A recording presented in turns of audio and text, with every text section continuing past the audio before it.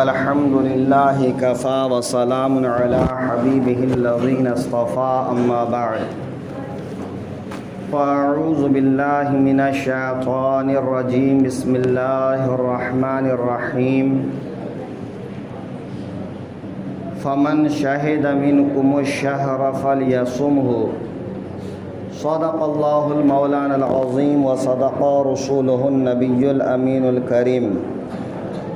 سب سے پہلے اپنے آقا صلی اللہ علیہ وسلم کی بارگاہ میں درود و سلام کا نذرانہ محبت پیش کریں۔ اللہم صلی علی سیدنا مولانا محمد بارک وسلم صلاۃ و سلام علیک یا رسول اللہ صلی اللہ تعالی علیہ وآلہ وسلم۔ الحمدللہ ہم سب بہت ہی خوش نصیب ہیں کہ ہم سب کو ماہ رمضان المبارک نصیب ہوا۔ یہ مہینہ پا لینا یہ بھی مقدر کی بات ہے، خوش نصیبی کی بات ہے، چونکہ اس ماہ مبارک میں اللہ رب العزت ایمان والوں کی نیکیوں کا ثواب بڑھا دیتا ہے کہ نفل کا ثواب بڑھا کر فرض کے برابر کر دیتا ہے اور فرض کا ثواب بڑھا کر 70 گنا کر دیتا ہے۔ کوشش کریں گے کہ اس ماہ مبارک کے روزے نماز کسی سے بھی قضا نہ ہو، جب تک کوئی شرعی عذر نہ ہو۔ کوشش کریں کہ 5 وقت کی نماز جماعت سے پڑھیں۔ ویسے پورے سال بھی 5 وقت کی نماز جماعت سے پڑھنا، نماز فرض ہے، جماعت واجب ہے۔ اللہ تعالی نے قدرتاً انسان کے جسم میں پیٹ تک، جس کو جوف کہا جاتا ہے، یا دماغ تک جانے کے لیے اللہ تعالیٰ نے جو راستے بنائے ہیں، ان راستوں سے کوئی چیز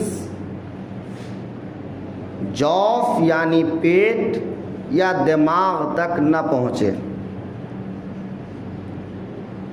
اگر کوئی چیز پہنچ جاتی ہے تو ایسی صورت میں جان بوجھ کر پہنچنے کی صورت میں روزہ ٹوٹ جاتا ہے۔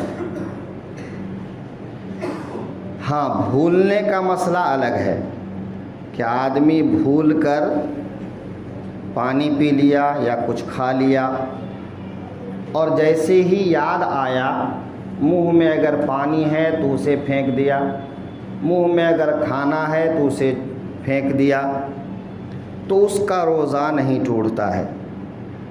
تو بھول کر کھانے پینے سے روزہ نہیں ٹوٹتا ہے، لیکن بھولنے کا بہانہ نہ کیا جائے۔ بہرحال روزے میں عام طور پر لوگ پوچھتے ہیں کہ روزے کی حالت میں اگر کوئی بیمار ہو گئے اور انہیں انجیکشن لگوانے کی ضرورت پڑی تو روزے کی حالت میں انجیکشن لگوا سکتے ہیں یا نہیں سکتے ہیں؟ آج روزے کی حالت میں انجیکشن لگوانا، تو جیسا کہ میں نے عرض کیا کہ اصلی راستے جس کو فقہ کی زبان میں منفذ اصلی کہتے ہیں، منفذ یعنی وہ جگہ جس جگہ سے کوئی چیز پیٹ تک یا دماغ تک پہنچتی ہے،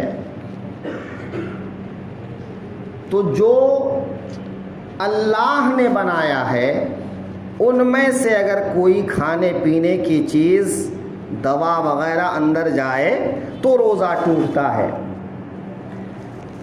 لیکن اس کے علاوہ ہمارے جسم کے اندر چھوٹے چھوٹے بہت سے سوراخ ہیں جن کو مسامات کہتے ہیں، یعنی ہر بال کی جڑ کے پاس ایک سوراخ ہے جس سے پسینہ باہر نکلتا ہے۔ آپ نہاتے ہیں یا پانی چھوتے ہیں تو اس سے پانی بھی اندر جاتا ہے، تیل لگاتے ہیں تو تیل بھی اندر جاتا ہے۔ تو کوئی بھی پتلی چیز اگر جسم میں لگ جائے تو ان مسامات کے ذریعے سے وہ چیزیں اندر جاتی ہیں، لیکن اس سے روزہ نہیں ٹوٹتا ہے۔ تو مسامات کے ذریعے سے جو چیز جسم میں پہنچتی ہے ان چیزوں سے روزہ نہیں ٹوٹتا ہے۔ منفذ اصلی سے جو چیز پیٹ تک یا دماغ تک پہنچ جاتی ہے اس سے روزہ ٹوٹتا ہے۔ تو انجیکشن چاہے وہ گوشت میں لگانے والا انجیکشن ہو، چاہے وہ نس میں رگ میں لگانے والا انجیکشن ہو، دونوں صورت میں ہم لوگ یہ دیکھتے ہیں کہ انجیکشن سے ایک مصنوعی بناوٹی مسام تیار کیا جاتا ہے، ایک بناوٹی سوراخ ہوتا ہے کہ جس میں جہاں بھی انجیکشن ہم داخل کرتے ہیں تو ایک بناوٹی مسام ہے، بناوٹی سوراخ ہے، اس کے ذریعے سے براہ راست پیٹ میں یا دماغ میں دوا نہیں پہنچتی ہے کہ وہ دوا جسم میں گوشت میں یا نس کے ذریعے سے خون میں پھیل جاتا ہے۔ لہذا انجیکشن اگر لگوایا جائے تو روزہ نہیں ٹوٹتا ہے، چاہے وہ انجیکشن کسی بھی طرح کا ہو، چاہے وہ درد کے لیے ہو، طاقت کے لیے ہو، خون بنانے کے لیے ہو، یا جیسے گلوکوز چڑھواتے ہیں، میں کسی کو ضرورت پڑ جاتی ہے، بنا گلوکوز کے کام نہیں ہوتا، تو اگر گلوکوز بھی چڑھایا جائے تو بھی روزہ نہیں ٹوٹے گا۔ حالانکہ گلوکوز چڑھانے سے عام طور پر آدمی کو بھوک پیاس کا احساس ختم ہو جاتا ہے، لیکن اس کے باوجود جو ہے روزہ نہیں ٹوٹے گا۔ اسی طرح اگر کوئی شخص شوگر کا مریض ہے اور ان کو انسولین لینے کی ضرورت پڑتی ہے نا، کہ شوگر کے مریضوں کو دن میں ایک بار دو بار، یوں تو کھانے کے پہلے اکثر لیتے ہیں لوگ، اور شوگر والوں کو روزہ رکھنے میں تکلیف بھی ہوتی ہے،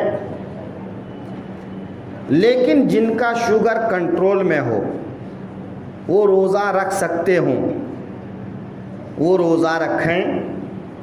اگر شوگر کنٹرول سے باہر ہے، بھوک پیاس برداشت ہی نہیں کر سکتے،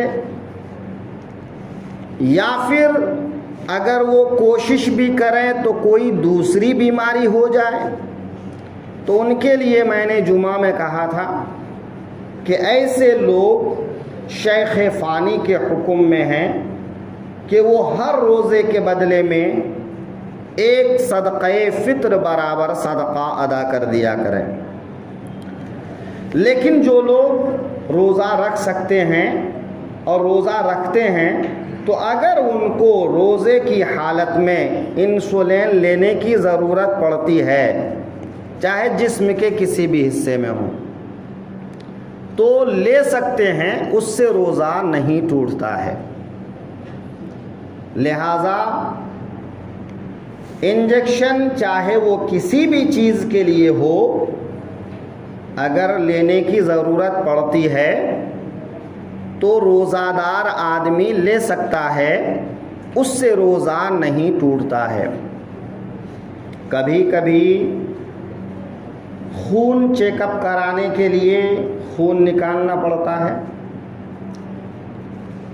تو اگر کسی کے ساتھ ایسی بات پیش آ جائے کہ روزے کی حالت میں ان کو خون چیک کرانا ہے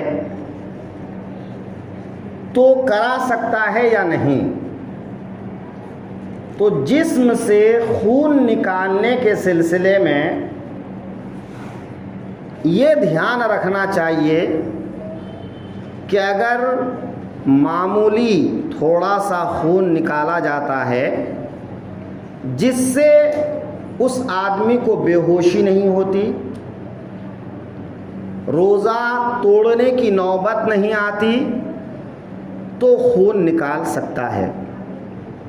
کہ جیسا آپ کے جسم میں کوئی پھوڑا پھنسی ہو جائے یا کچھ چیز لگ جائے یا کٹ جائے پھٹ جائے خون بہہ جاتا ہے، تو جیسے کٹنے پھٹنے کی صورت میں خون نکلنے سے روزہ نہیں ٹوٹتا ہے، ویسے ہی اگر خون چیک اپ کرانے کے لیے نکالنے کی ضرورت پڑے تو روزہ نہیں ٹوٹتا ہے. روزے کی حالت میں فست لگوانے کی اجازت ہے. تو جب فست لگوانے کی اجازت ہے تو اس سے پتہ چلتا ہے کہ خون نکالنے سے روزہ نہیں ٹوٹتا ہے، چاہے وہ چیک اپ کے لیے نکالا جائے چاہے حجامہ کروایا جائے. آج کل عام ہو گیا ہے حجامہ کروانا. تو اگر روزے کی حالت میں کوئی حجامہ کرواتا ہے، ہاں اس میں بھی یہی چیز دھیان رہے کہ اگر اس کی وجہ سے آدمی کو بے ہوشی طاری ہو جائے تو پھر نہ کرے. اس صورت میں مکروہ ہوگا لیکن روزہ فاسد نہیں ہوگا، روزہ نہیں ٹوٹے گا. تو اگر خون چیک اپ کرانے کی بھی ضرورت پڑتی ہے تو روزے کی حالت میں چیک اپ کرا سکتے ہیں، اس سے روزہ فاسد نہیں ہوتا ہے.